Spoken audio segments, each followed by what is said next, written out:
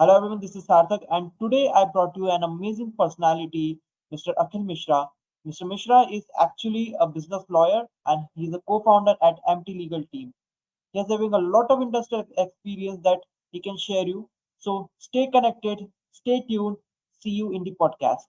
Let's begin. So, hello everyone, this is Sarthak, and today we have Mr. Akhil Mishra, and he's a business lawyer and the co-founder at MT Legal Team. So, welcome, Mr. Akhil. Hello, Sarthak. Good to be here. Thank you so much, Akhil. So, Akhil, can you please tell about yourself and your company?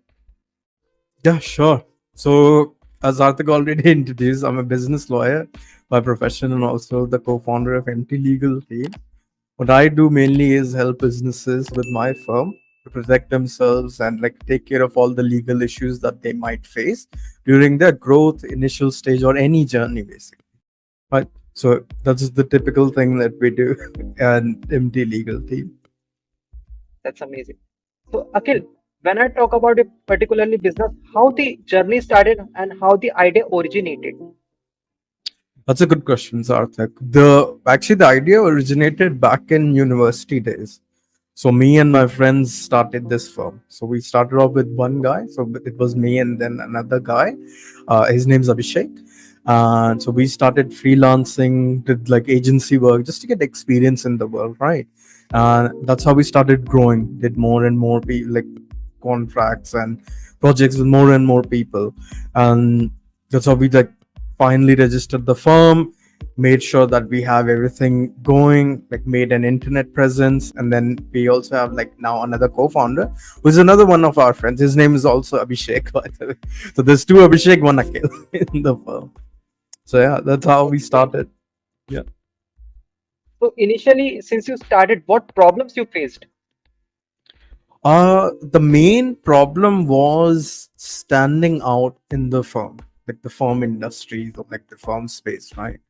Because there are already a lot of people giving like legal services. So our main question was, what can we do different, right? So how can we stand Yeah, out? That's the main thing. Right. So what we did was we focused less on the quantity of people rather than the quality of people.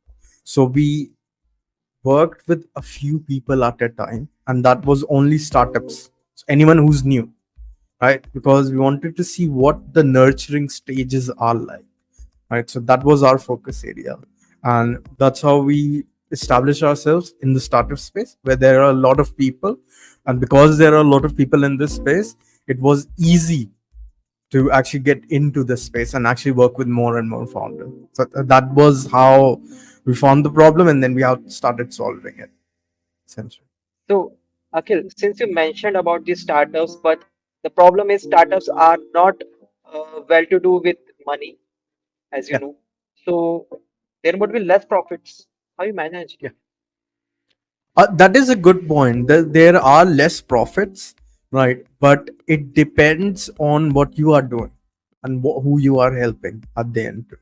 Because in startups, there's like different niches, right? So, for example, now what we are doing is we are focusing on fintech a lot, SaaS, and IT, right? So those three are our main niche, and they might have like low funds in the beginning, but what they do is get investment, right? They raise funds, right? So till then we are there. And how are we there? Mainly through content, mainly through like messages, like not full time but passively there. And then there are our like retainer clients that we work with. Those are the people that have like something going, basically a customer base, even though they are classified as starters, but not really, they are not really starters because they have something going for them. So they are not exactly new with like nothing going on for them, basically. Definitely, that's great. Really appreciate it. So when I talk about your business, so you just told me the USP, and maybe that USP could be delivered through this podcast, but Yeah. it may arise to a new competitors. How would you Right. manage them? That's a good point. I think early on I realized there are actually no competitors in the space. So there is no competitors but rather collaborators actually, right? So Okay. what has happened is Like instead of viewing people as competitors, what we did, we partnered with them instead. Right. So because there's specialization when it comes to any service, any niche that you can work in, right? So for example, our specialization is mainly contracts. There could be another legal firm that is providing contracts, but that is not their main specialty. That is the IP, like patents, copyright, trademark. That would be their main specialty. So once you partner with them, even though on paper they are like competitors, but in actuality, when they need something specialized, they reach out to us. If we need something specialized, we reach out to them. So it becomes a collaboration there, like a collaborated network. So that's how we turned the competitors into collaborators. That's how we like deal with everything there. So, since you told us that you have converted the competitors into collaborators and actually nurtured the co-working environment, so can you suggest us, like entrepreneur like us, that how we can collaborate with more people and work more efficiently? Yes, you can. I use LinkedIn a lot for it. LinkedIn is a good platform for networking. So mainly what you can do as a startup owner is identify like where can the collaboration be done. Is it something that adds value to what you do, right? And then like talk to the relevant people in that space. Most people are 9 out of 10 people we have seen from our experience are willing to collaborate with you if you are polite, right? If you do your due diligence, which is like introduce yourself, who you are, why are you reaching out to them, right? So remove the guesswork from them. Instead of saying just messaging them hello, right? Then they are like, what does this person want? You can introduce yourself. Hello, my name's Akhil. I'm with this business firm. I saw you do XYZ. I'm also in this space. I feel like I can add to what you do. And then you can go from there. A real life example for us, what has worked for us is, say, for example, web development services, right? So any website requires certain documents to be made, like terms and conditions, privacy policy, cookie policy, right? So what we did was we reached out to these agencies and we said, hey, you are already serving a market that we also serve. How about we collaborate there? So you provide the websites, we can provide the legal documents required on that website, right? They like the idea. We hop on a call to like understand each other as founders, see where we are taking our own individual firms, agencies, company, and then you basically collaborate. It's that simple. That's amazing. But again, my concern is if we are collaborating with someone, how you can build trust? Because since you are a startup, you may be less credible. How you're building trust amongst themselves? Building trust for me now is mainly through personal brand. That is one of the main things for me. So if you are new in the market, right, obviously no one is going to trust you unless you have a backing, right? So but then what can you do? So what we have seen is initially people work a lot on volume. So for example, I might send message to 10 people, and because I have a brand on LinkedIn, 5 out of 10 of them will entertain what I'm saying, right? Just because of the follow. But if you are just starting out, you don't have any backing, nothing, you might have to send messages to 100 people, right? So the volume will play a big part in that, but as long as you are consistent and persistent with it, it will work in your favor. Another thing, while you're doing that, post something online, post something on social media, show people that you are here for the long term. Because once you reach out to them, they will check your profile, right? Who is this person? And if they see this person is active in the space that he's talking about, they'll be more inclined to reply. That's how you build Yes, trust. that's great. That's an insight. That's an insight. I learned a lot. So, Akhil, since you've come so far, what is the role of your family and your colleagues in your journey? That's another good question. I think my family and my colleagues, I think I'm lucky in that sense that they are quite supportive, right? Like talking about colleagues, like everyone understands it's a long term plan. No one is there for short term gains. Like no one is there for like 1 week gains, 1 month returns. Everyone knows that building something good will take time. Same mindset is with my family too. They understand that anything good, anything of your own, will always take time, right? Even though the growth might be slow at first, but there is growth, right? So they are quite supportive in the fact that Akhil is doing something of his own from the family side, and from a colleague side, it's like we know this will take time and we are here for it because we 5 years 10 years down the line we want to have something that is good, not something that breaks easily, and that takes time. Building a house, for example, right, it's not made in 1 month. It requires like a lot of time, right? And that's how it will stand for Yeah, tens of years, or like like 20 of years, right? So they're quite supportive. So I can say. that's amazing. But one more situation-based question. Yeah. See, you are lucky, but everyone is not lucky. There may be some viewers, some entrepreneurs which are actually facing problems that their family is not supporting. What advice do you want to give them? I can give you two advice there. I can give you two parts. One, I think, so first of all, understand the logic behind why families are concerned, right? So they are concerned because they have good intention. That good intention is you are trying something of your own, it's not working. What about your future, right? Financially speaking, you're not doing anything. So that finance is main thing for them, right? So what happens in that is most people I've seen what they do is they get a job in the industry that they're building in, right? So they get a job, it's either part-time or full-time, but side by side they're also building their own business, right? So what happens is they have a support financial, but they're also building their own thing, so they have two things going on there, right? So that's the first path you can take. The second path is obviously giving them and yourself a deadline, right? You can say, let me just work on this for 1 year straight. It's like, right, you can take like 1 year gap. You can say, let me just work on this for 1 year straight. If it doesn't work, if you don't see any results from it, I will join the job or I'll do something full time. And then you can again go back to part one where you are doing the job, but you are also building side by side. Now, some people might say, I don't have time, but that's an excuse.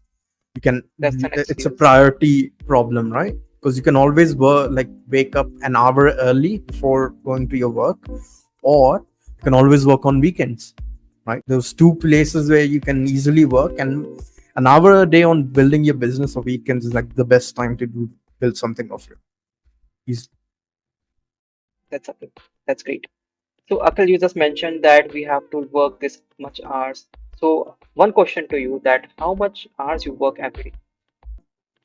Every day I work around 10, actually no, not 10, 8 to 12 hours, like daily, like That's more. basis. Yeah. Yeah. So every day I'm working 8 to 12 hours, and in that I'm usually taking like 15-30 minutes break, right? So ultimately it's like 7.5 hours to 11.5 hours basically. But yeah, I work 7 days a week, I don't take breaks. So, how you are managing your health? Because health is everything. That's another good question. I make a list for myself to do, right? So I manage my time quite well. And that's something I've learned by working on my like legal firm and also working with other business. It's like to have first of all a to-do list to understand what you're going to do throughout the day, then to give each task time, right? So that's where the time management comes from. Then you understand, cool, there's 5 tasks I have to do, and this is much how much time it will take, right? So 5 tasks could take you like 7 hours, 8 hours, 9 hours, right? By the end of it, you can add exercises in the middle or walks in the middle. So what I like to do is if I work for like 2 hours, 3 hours straight, if I want to take a break, like mental break, I do push-ups, right? So that's like even if you do, if you even if you take 5 breaks during a day, and during those 5 breaks you're doing like 10 minutes of exercise, right? Anything, right? You are still compounding that time, right? So it by the end of the day you have done at least 40 30, like 50 minutes of exercise just by taking those breaks and doing something active. So that's how I'm doing it. I'm really impressed. So, Akal, next question from our audience that how you are planning to scale your business.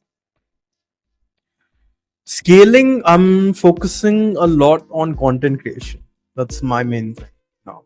So I'll be focusing on like distributing my content on different platforms. LinkedIn is our main platform, and Twitter is our main platform, and Instagram is our main platform. Right. So those are the three main platforms that we have. So what we are planning to do is now expand to YouTube, expand to like video form content is basically what we'll be focusing on. And that's how we'll grow.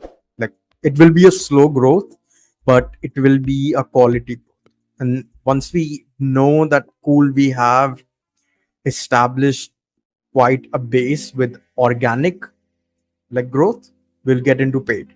So ads, right? Running like ad paid webinars, like things like that. So that's how we'll be. So, this is for the legal firm or for the personal branding part?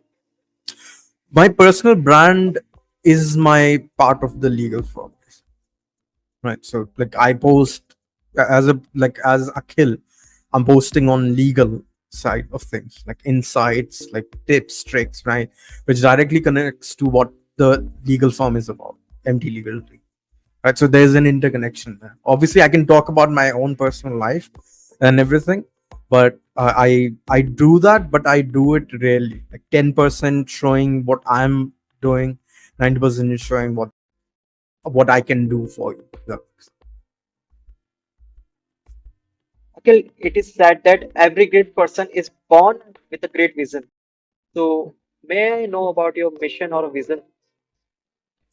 My mission is actually to get freedom of time. That's my main thing, right? Freedom of time is my main mission. How I'm doing that is by working extra hours now, right? Because I know the more I invest now is the more freedom I'll get in the future, right? So I'm also actively building my legal firm with like around the life that I want, right? And not hoping for a miracle, if that makes sense. So I'll go back to what I said originally, which was when we started this firm, instead of focusing on quantity, so rather than working with 100 people in a month, we focus on quality. So we'll work only 5 people, 10 people a month. And that's something we are consistent with.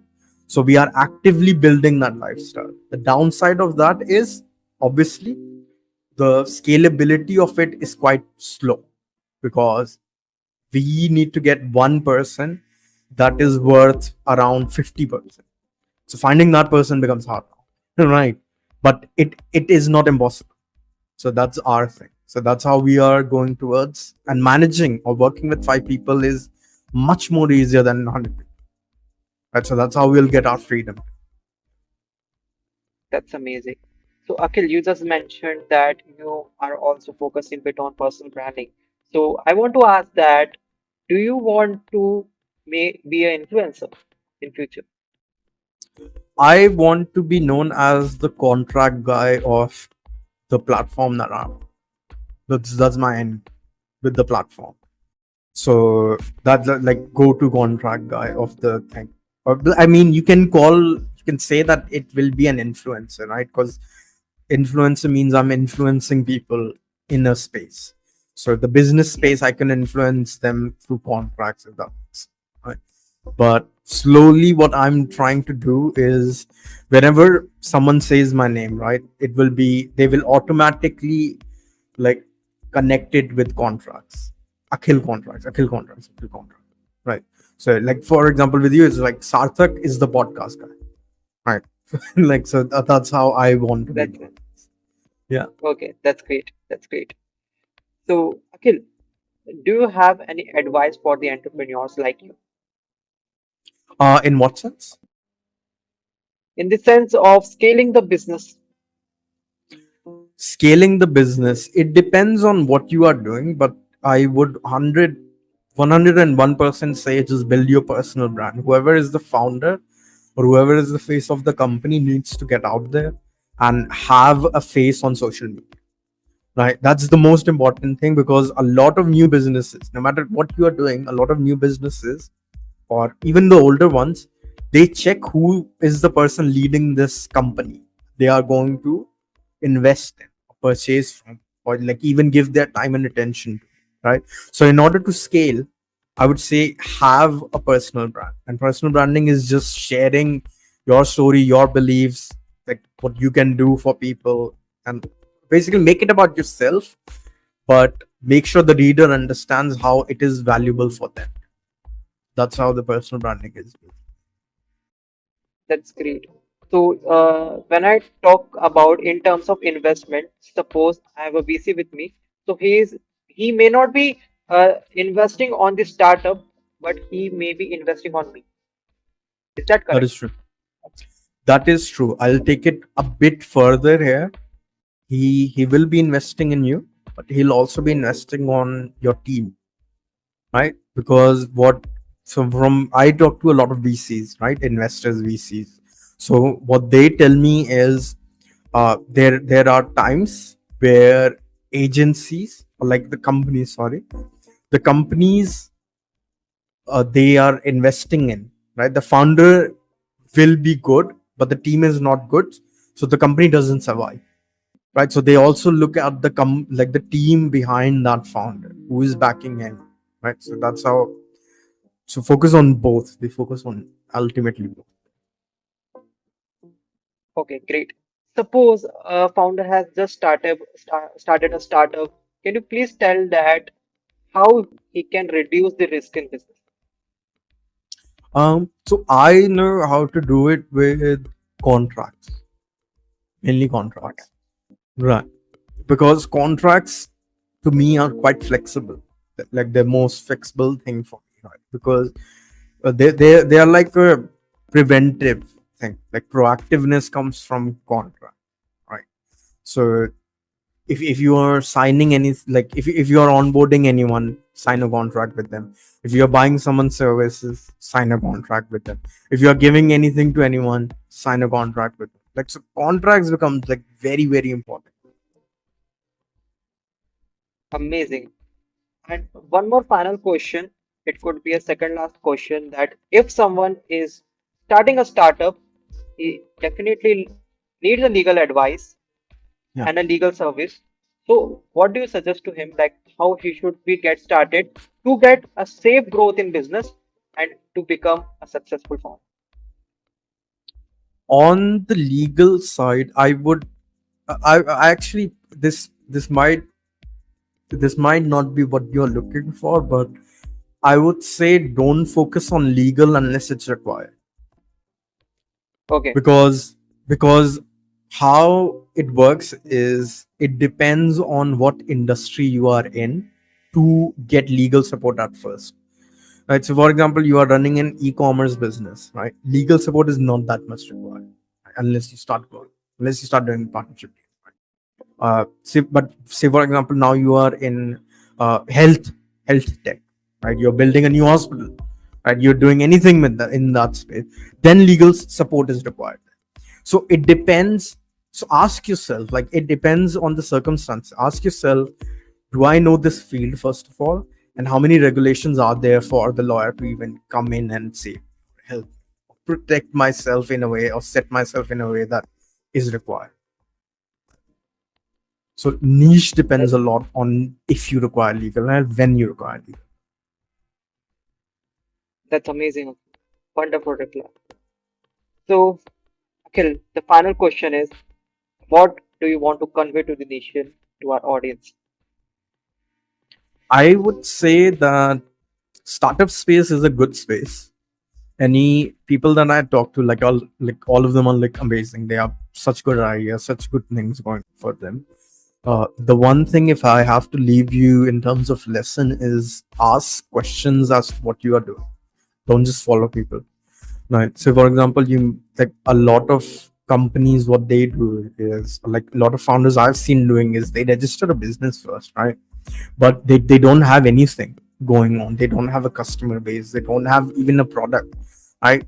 So understand why you are doing something to begin with, right? Registering a business, for example, is required to protect yourself from liabilities. If you don't have anything, you don't have any liabilities, right?